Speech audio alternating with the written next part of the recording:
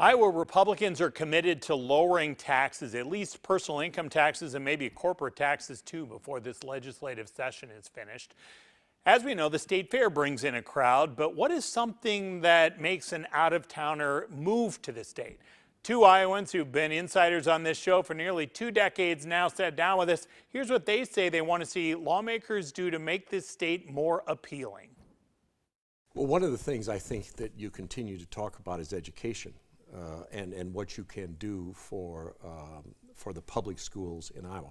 One of the problems you have when you have the trifecta in Iowa, which we have, the governorship, the House, and the Senate, and have the majorities you have, is sometimes you have there's a tendency to get off the beaten path and start talking about some issues that frankly aren't in the mainstream. Terry Branstad told me the same thing years ago. He said it a different way, but same way. When you get all one party control, it gets a little tougher to manage. It is, and so you've got to stay talking about, I believe, the economic issues.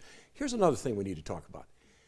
The last census in Iowa, as has been true of every census since 1950, 2/3 of our counties lost population.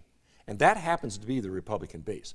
What are we going to do, not just now, but 5 to 10 years from now, for purposes of trying to get people to move back to Iowa or stay in Iowa, okay? And I think that's something that the legislature, sometimes when you have the majority like the Republicans, you have the luxury, I think, to look long-term. I think they need to look long-term. But do you think they're doing that? I had this exact same conversation with a lobbyist up there about when this session is over, what's the big thing that's going to make this more attractive, more appealing for people coming in? Now, the Republican legislators will say it's this tax cut idea here. Get the taxes as low as possible. That makes it more appealing. Do they have to think bigger than that? It has to be more than that. Taxes are one thing, but when we talk about prosperity, you talk to younger generations, the people we want to keep in Iowa or bring back to Iowa. They have this talk about work-life balance.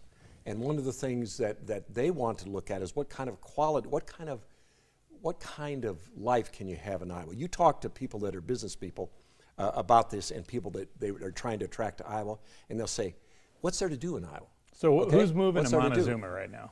Well, the people that are moving to Montezuma we don't have as many moving as we'd like to because we don't have enough housing. That's another thing that I think we need to look at. We also, we have some jobs that we can't fill. So we need to bring more people to Montezuma.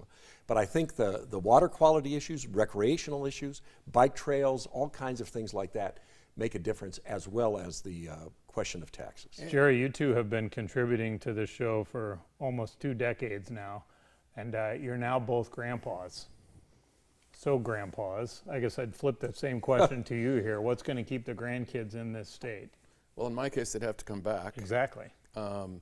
And I'll tell you what and doesn't. Forget about the winter. I'll tell you what doesn't bring them back. It doesn't bring them back when they see legislators suggesting that we should ban books that have been approved by local school districts and the other set of issues along that line. That does not bring them back. Neither does seeing that the tax cuts go to people making over $1 million a year. People can have a pretty good lifestyle without getting a tax break in that income tax bracket. So I think those are some of the things that need to happen. But Mike, you saw in those school board elections books and what was being taught in school and how things were being taught. That really brought people out, though. That was a passionate issue. So is that something Republicans should step aside on and leave that to the locals? Well, I think here's the interesting thing. Everybody's for local control until local control doesn't agree with what your agenda is, okay? Look, in Montezuma, in terms of, I don't think there's any books that have been banned for years and years and years. Do parents have input into the school? They absolutely do. They know what's going on with their children? Absolutely they do. One of the great things about having a smaller school district. I think the question of education and the fact that we want to continue to have the best education we can for K through 12 is always going to be a salient issue in the state of Iowa. And it also is something that, and Mike's right about this, it could drive turnout. You know, one of the things that one of the unanticipated things that could happen this year is if people make the mistake of thinking the governor's race is a runaway, it could lower the temperature of politics in our state. That'd be a good thing, first of all, in general, in every state. But secondly, it could have an unintended consequence. Remember election night 2020, we remember that. 2 seats in the Ankeny area flipped from Democrat to Republican. We knew at that time the Democrats had no chance to take back the House. Those 2 seats will be very competitive again. What was the issue at that time? It was education. It wasn't about books. It was about mandates. It was about what they thought was too much control from the administration. Those kinds of things at the local issues still make a difference.